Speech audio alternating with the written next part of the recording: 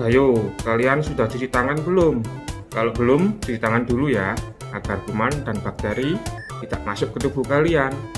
Sehat sekarang bukan hanya untuk kalian, tapi juga demi orang-orang di sekitar kalian. Oke, kalau sudah, kita lanjut videonya. Assalamualaikum warahmatullahi wabarakatuh. Baiklah anak-anak sekalian, sebelum kita memulai pelajaran, mari kita berdoa dulu. Berdoa sesuai agama dan keyakinan masing-masing. Harapannya semoga kita semua mendapat ilmu yang bermanfaat. Berdoa mulai. Bismillahirrahmanirrahim. Raditu billahi rabban wa bil islami dinan wa bi Muhammadin sallallahu alaihi wasallam nabiyyan wa rasulan. Rabbi zidni ilma warzuqni fahma. Rabbi shrah li sadri wa yassir li amri wakhlul 'uqdatam min lisani yafqahu qawli. Amin ya rabbal alamin. Assalamualaikum, bagaimana kabar kalian? Mudah-mudahan hari ini masih tetap menjaga kesehatan dan kebersihan ya, agar kita cepat melalui pandemi COVID-19 ini, sehingga kita bisa bertemu lagi di sekolah untuk melakukan belajar bersama. Nah, materi kimia kita hari ini yaitu berjudul bilangan kuantum dan konfigurasi elektron. Bilangan kuantum. Bilangan kuantum di sini ada 4. Yang pertama adalah bilangan kuantum utama, simbolnya N kecil. Bilangan kuantum utama itu menunjukkan bilangan bulat positif yang menyatakan tingkat energi utama atau kulit atom. Bilangan kuantum yang kedua dinamakan bilangan kuantum azimut, simbolnya L kecil. Bilangan kuantum azimut menunjukkan subkulit tempat elektron berada. Nah, di sini ada aturannya. Nanti kalau lambang subkulit S, dia akan memiliki bilangan kuantum azimut bernilai 0. Kalau P bernilai 1, kalau D bernilai 2, dan kalau F bernilai 3. Berikutnya yaitu bilangan kuantum yang ketiga dinamakan bilangan kuantum magnetik. Simbolnya adalah M kecil. Bilangan kuantum magnetik menunjukkan orbital mana yang ditempati oleh elektron pada suatu subkulit. Jadi aturannya, kalau subkulit S itu kemungkinan bilangan kuantumnya bernilai 0. Kalau subkulit P kemungkinannya min 1, 0 atau plus 1. Kalau subkulit D, bilangan kuantum magnetiknya ada 5 kemungkinan, yaitu negatif 2, negatif 1, 0, plus 1, dan plus 2.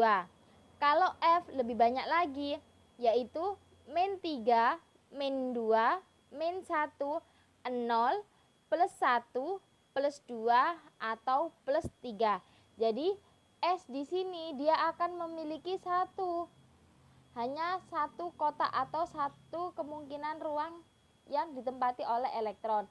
Kalau P dia punya 3, kalau D dia punya 5, sedangkan kalau F dia punya 7. Bilangan kuantum yang terakhir yaitu bilangan kuantum spin atau simbolnya S kecil. Bilangan kuantum spin ini menunjukkan arah putaran elektron pada sumbu orbital. Jadi bilangan kuantum spin ini dia memiliki 2 nilai, yaitu plus setengah atau min setengah. Berikutnya yaitu mengenai konfigurasi elektron. Kita tahu bahwa atom itu terdiri atas inti atom yang dikelilingi oleh elektron dalam suatu lintasan.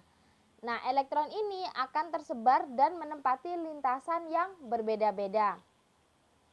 Susunan elektron dalam setiap lintasan atom inilah yang dinamakan konfigurasi elektron.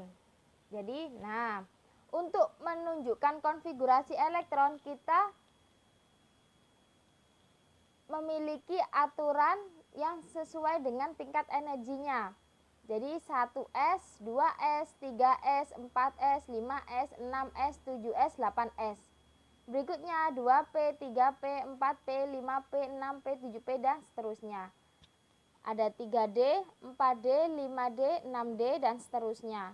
4F, 5F. Jadi kalau di sini dia sudah 1S, di sini bukan lagi 1P tapi langsung dimulai 2P. Nah, yang blok D, subkulit D, dia tidak lagi dimulai dengan angka 1, 2 tapi langsung 3. Kalau F tanpa harus 1, 2, 3, jadi langsung dia 4F.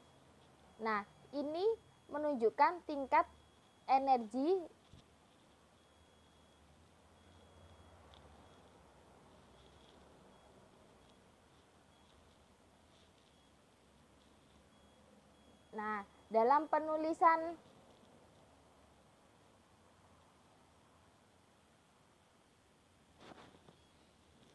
dalam penulisan konfigurasi elektron ada beberapa aturan yang harus kita pakai, yaitu ada 3 aturan utama dalam penulisan konfigurasi elektron. Yang pertama yaitu prinsip Aufbau. Nah, di sini ada aturan bahwa pengisian elektron harus dimulai dari orbital yang tingkat energinya rendah, kemudian dilanjutkan ke orbital yang tingkat energinya lebih tinggi. Nah, coba kalian perhatikan ini. Ini kan ada tanda panah. Jadi, dalam penulisannya harus kita mulai dari 1S dulu. Baru kemudian lanjut ke 2S. Setelah itu bukan 3S, tapi harus ke 2P. Setelah 2P baru turun lagi ke 3S. Setelah 3S lanjut lagi ke 3P, ke 4S, ke 3D, 4P, 5S, dan seterusnya. Jadi harus mengikuti arah dari tingkat energinya. Jadi harus dimulai dari yang paling rendah dulu baru yang paling tinggi. Ini tanda kuning, ini adalah tanda panah. Jadi yang harus kalian ikuti kayak ular. Nah, ini tadi contohnya harus menulis 1S dulu. Setelah itu lanjut ke 2S, lanjut ke 2P, lanjut ke 3S. Aturan yang kedua yaitu asas Hahn. Asas Hahn ini dia mengatakan bahwa pengisian elektron pada orbital yang setingkat dalam satu orbital adalah satu persatu dengan arah spin yang sama sebelum dia berpasangan. Jadi contohnya seperti ini. Kalau saya punya 9F, jadi F dengan nomor atom 9, jadi saya kan harus menulis dulu 1S, 2S, 2P. Tulis 1S, 2S, 2P. Kita tahu S maksimal hanya isinya 2. 2S maksimal 2. 2 ditambah 2, 4. Di sini dia minta 9, berarti masih kurang 5. Nah, P kan maksimal 6, jadi boleh diisi 5.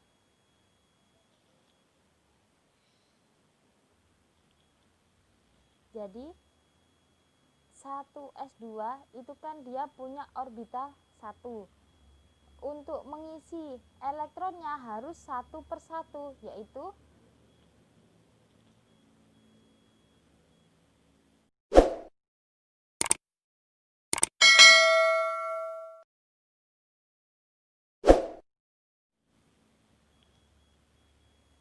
S ini kan isinya 2, tapi kita harus menulisnya 1 dulu, baru selanjutnya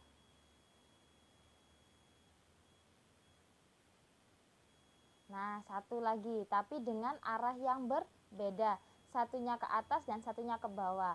Begitu juga dengan 2S2, ditulis dulu yang spinnya ke atas atau arahnya ke atas, selanjutnya ditulis lagi dengan arah yang berlawanan. Nah, kalau P dia kan punya 3 orbit. punya 3 orbital. Jadi kita harus mengisi sejumlah 5, maka cara penulisannya harus satu persatu.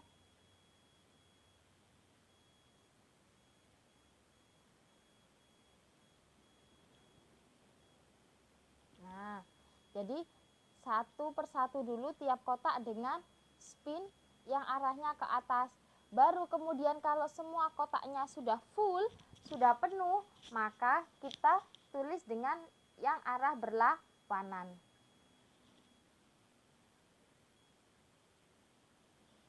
Nah, paskan sejumlah 5 tadi, 1, 2, 3 arahnya ke atas, ditambah lagi dengan arah yang berlawanan, 4 dan 5. Jadi itu aturan menurut asas Han. Yang terakhir yaitu asas larangan Pauli. Jadi tidak mungkin ada 2 elektron yang memiliki 4 bilangan kuantum yang sama persis. Nah, untuk pemahaman kalian agar lebih jelas, mari kita belajar ke contoh soal. Jadi di sini saya punya natrium dengan nomor atom 11. Jadi tentukanlah konfigurasi elektron dan bilangan kuantumnya. Nah, kita kan punya natrium dengan nomor atom 11. Maka kita harus menghitung sesuai dengan tingkat energinya, yaitu 1s2 dulu. Baru turun lagi ke 2s2. Berarti kita sudah punya 2 ditambah 2, 4. Karena dia 11 masih kurang kan? Turun lagi ke 2p, 6. 2 ditambah 2 ditambah 6, 10. Kurang 1 karena kita butuh 11. Jadi setelah 2p kita tambah dengan 3s yang jumlahnya 1. Ini adalah konfigurasi elektron dari natrium yang memiliki nomor atom 11. 2 tambah 2 tambah 6 tambah 1 pas 11. Berikutnya kita menentukan bilangan kuantum.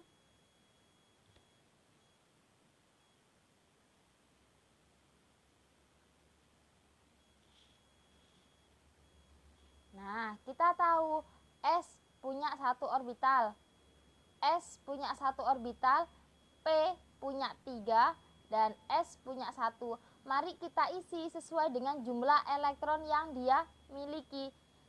1s dia punya 2, 2s dia punya 2 elektron, 2p dia punya 6 elektron, dan 3s hanya memiliki 1 elektron.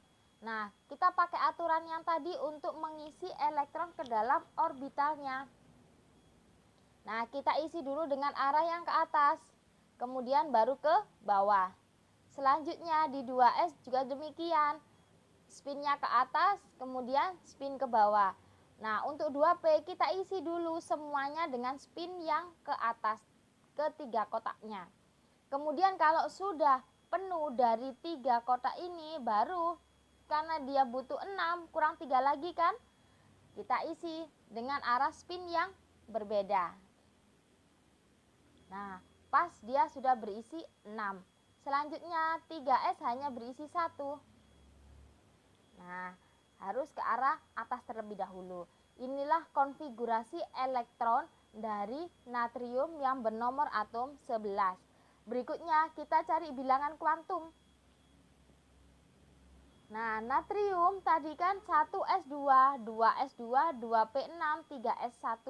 Biasanya bilangan kuantum yang ditanyakan dalam soal adalah yang terakhir, yang letaknya terakhir. Berarti kita hanya mencari yang 3s1. Bilangan kuantum tadi kan ada 4 ya. Ada yang bersimbol N kecil, L kecil, M kecil, dan S kecil. N adalah bilangan kuantum utama. Nah, terakhir ini kan kita ada di 3s1. Maka N adalah angka bulat positif yang berada di sini, yaitu angka 3. Jadi N bernilai 3. Berikutnya L. Kita tahu L bilangan kuantum azimut.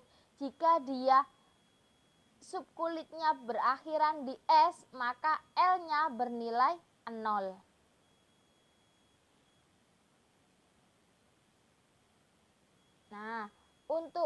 dengan bilangan kuantum magnetik 3s1 berarti hanya punya satu orbital yang diisi oleh satu elektron. Sehingga M-nya langsung kita isi dengan angka 0. Jadi terakhir dia ada di sini bernilai 0, jadi M-nya bernilai 0.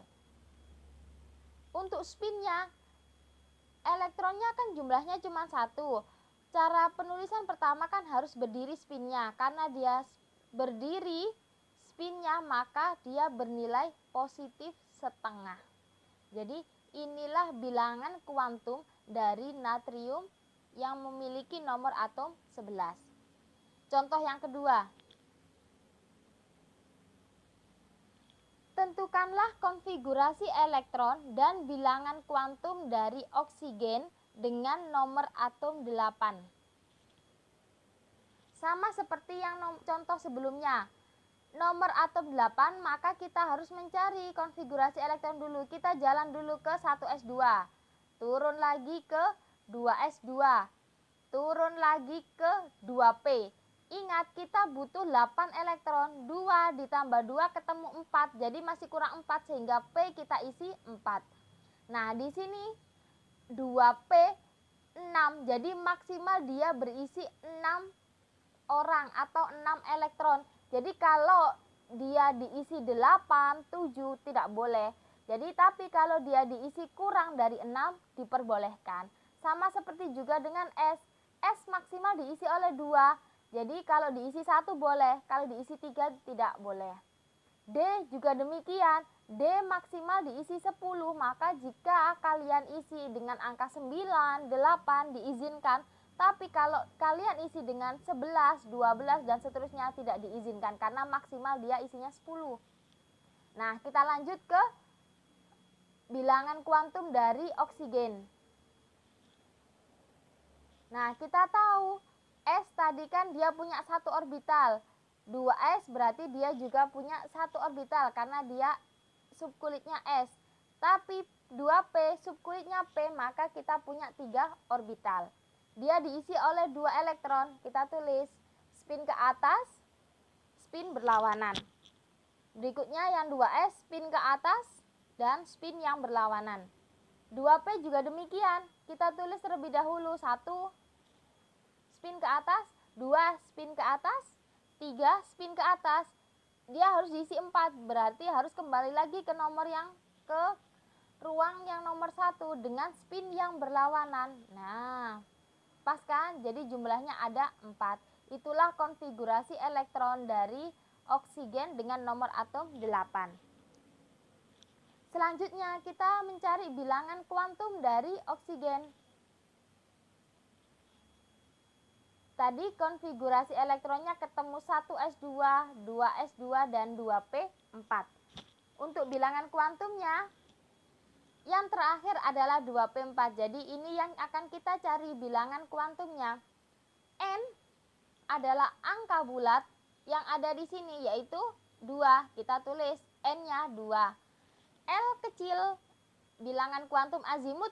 Ingat kalau dia berakhiran di subkulit P maka nilainya 1. Nah, di sini untuk bilangan kuantum magnetik harus kita gambar dulu orbitalnya. 2p4 berarti P kita punya 4. P kita punya 3 orbital yang berisi 4 elektron. Kita isi dulu 1 2, 3,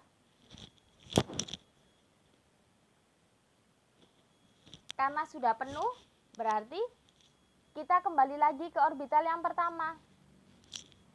Nah, jumlahnya 4 kan? Pas. Nah, untuk menentukan bilangan kuantum magnetik, maka kotak yang pertama harus kita beri angka 0 terlebih dahulu.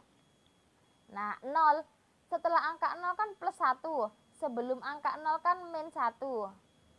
Kalau sudah seperti ini, kita tahu tadi terakhir kita nulis adalah di sini yang berwarna merah, dia menunjuk ke angka min 1. Jadi bilangan kuantum magnetiknya ketemu negatif 1 atau min 1.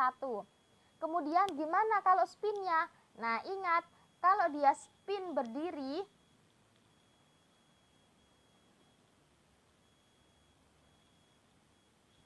kalau dia tadi spin berdiri nilainya plus setengah, tapi kita terakhir nulisnya ke bawah, berarti spinnya ketemu negatif setengah. Nah, itulah contoh dari bagaimana kita mencari konfigurasi elektron dan bilangan kuantumnya. Untuk lebih jelasnya, mari kita lakukan latihan soal ya.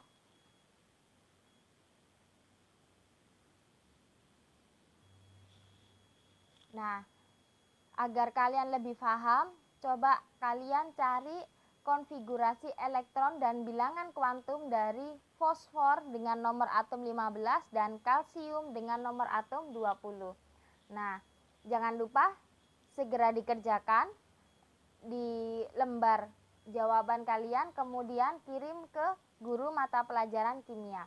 Tetap semangat belajar, tetap di rumah, dan jangan lupa tetap menjaga kesehatan dan kebersihan. Mudah-mudahan tahun ini kita dapat melewatinya dengan baik dan kita segera bertemu di sekolah. SMK Yapenas pasti bisa. Tetap semangat. Assalamualaikum. Salam olahraga, salam sehat. Jangan lupa memakai masker setiap kali berkegiatan di luar rumah. Dan gunakan masker untuk menutupi hidung dan mulut kalian. Contohnya seperti ini. Oke guys.